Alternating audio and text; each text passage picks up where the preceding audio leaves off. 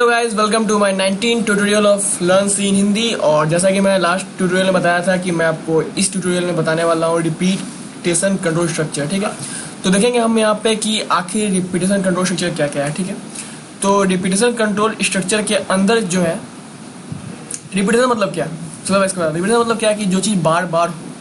ठीक है, repetition control structure. ठीक है, तो आप रिपीटेशन मतलब समझ गए होंगे।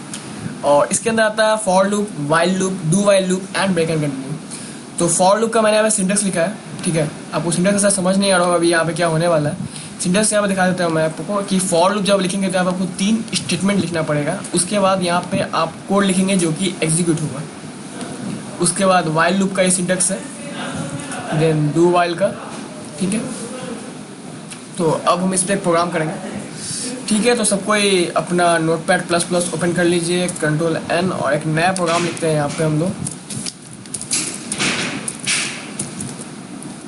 इसे पहले सेव कर लिया जाए। मैं इसे न्यू 5.c में सेव कर रहा हूँ। एक हीडर फाइल लिखा, वाइड मेन। मैं यहाँ पे एक इंटीरियर डिक्लेयर कर रहा हूँ। ठीक है, आई और i equal to 0, i less than 10, then i plus plus. ठीक है,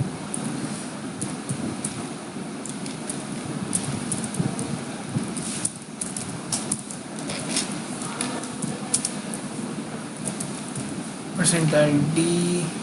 मैं यहाँ पे एक न्यू लाइन बनाऊंगा,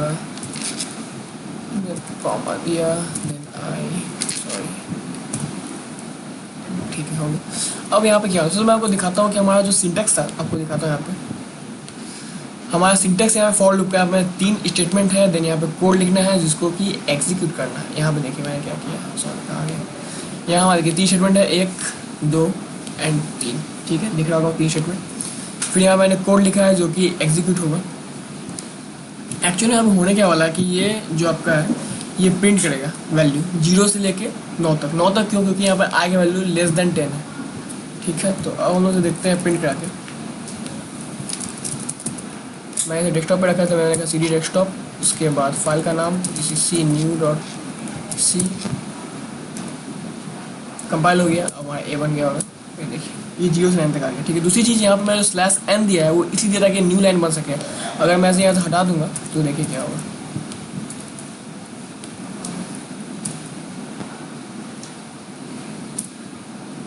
ये क्या हुआ है, नीचे कैसे चला गया, सेव नहीं हुआ। सी न्यू 5.c,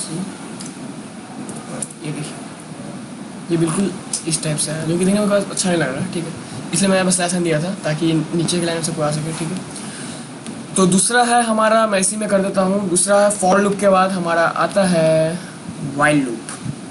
ठीक है, मैं इसी प्रोग्राम को वाइल लूप के थ्रू बना रहा हूँ। ठीक है, तो लिखा पे वाइल, एक कंडीशन दिया i लेस देन 10, और यहाँ पे मैं i का वैल्यू को इंक्रीमेंट कराऊंगा। ठीक है,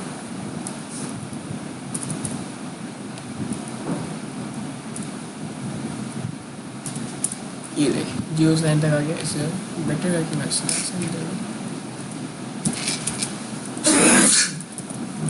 ठीक है, मैं आपको इसका सिंटेक्स दिखाता हूँ। सिंटेक्स क्या था यहाँ पे, वाइल कंडीशन देन स्टेटमेंट, देख सकते हैं। सेम चीज़ मैंने यहाँ पे भी किया है। वाइल, इसका कंडीशन दिया कि i का वैल्यू तब तक प्रिंट करो जब तक i का वैल्यू 10 से कम है। जैसे ही वैल्यू का 10 से ऊपर जाएगा ये प्रिंट करना हो गया। ठीक है, यहाँ पर मैं i का वैल्यू नहीं साइड नहीं किया है, क्या मैंने प्रिंट करा दिया।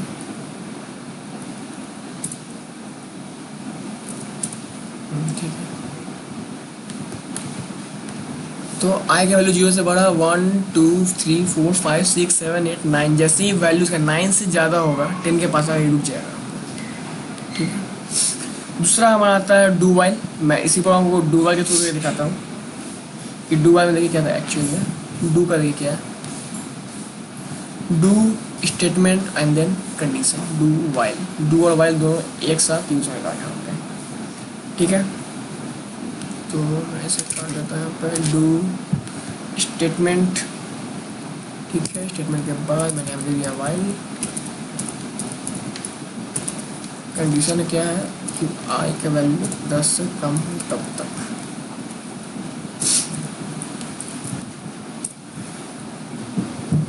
और ये एक एरर आया, क्या बात है, सॉरी सेमीकोलन।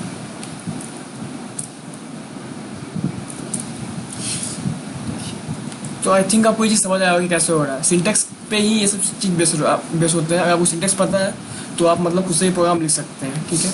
ये डू वाइल कैसे, मैं आपको डू वाइल पे जब ये ख़त्म होगा मेरा ट्यूटोरियल तो मैं लास्ट में आपको बहुत सारे कुछ प्रोग्राम बताऊँगा इसको मिक्स करके, तो वहाँ पे मैं डू वाइल और भी स्टेटमेंट का यूज़ करूँगा, ठीक है। मतलब मैंने एक सिंपल सा प्रोग्राम बताया तीनों चीज़ को लेके, आपका for loop, do while loop और for while and do while loop, ठीक है। तो आपको समझ आया होगा। दूसरा चीज़ मैं आपको जो बताने वाला हूँ वो है आपका ब्रेक और कंटिन्यू स्टेटमेंट, ठीक है। तो इसे ही करते हैं। तो मैंने इंटीजर डिक्लेयर किया, फॉर लूप चला देता हूँ, 100 plus plus printf hello Roy, ठीक है।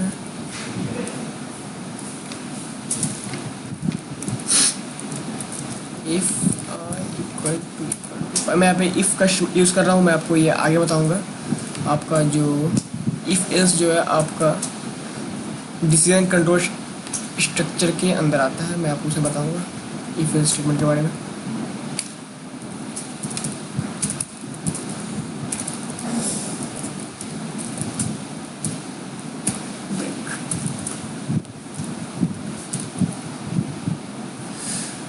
और एक एरर है, basically not within the loop और switch, not in the loop और स्विच।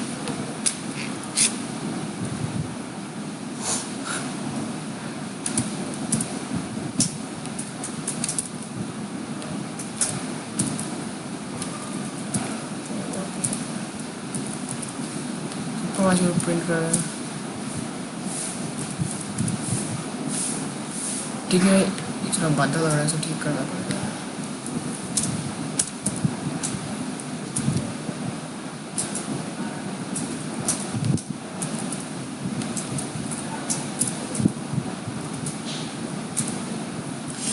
ये क्या हुआ, देखिए 1 2 3 4 5 और ये रुक गया। ये देख सकते हैं। यहाँ मैंने क्या किया, यहाँ पे मैं दिया था कि 100 से जब तक कम ना हो तब तक ये प्रिंट होता रहे, मगर ये 5 होते ही स्टॉप हो गया, क्योंकि यहाँ मैंने दिया if I equal to 5 then break.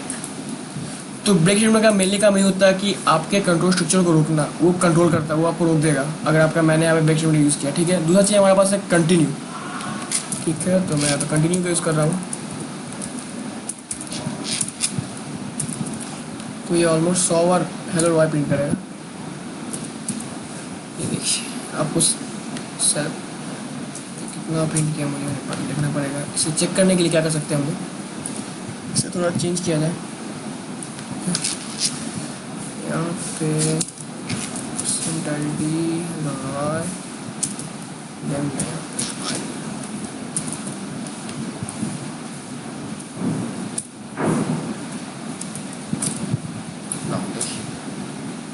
99 पे जाके ये हो गया,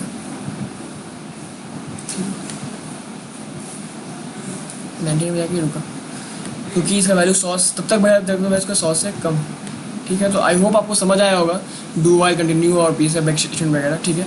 नेक्स्ट ट्यूटोरियल में हम लोग बात करेंगे अपने सिलेक्शन कंट्रोल स्ट्रक्चर के बारे में कि इसमें क्या होता है और ये कैसे काम करता है। वीडियो पसंद आया हो तो लाइक कीजिए, कमेंट कीजिए, अगर कुछ क्वेश्चन है तो, और नहीं पसंद आया तो डिसलाइक कर सकते हैं। सब्सक्राइब वीडियो जरूर करें ताकि आप वीडियोज़ के अपडेट आप तक आता रहे।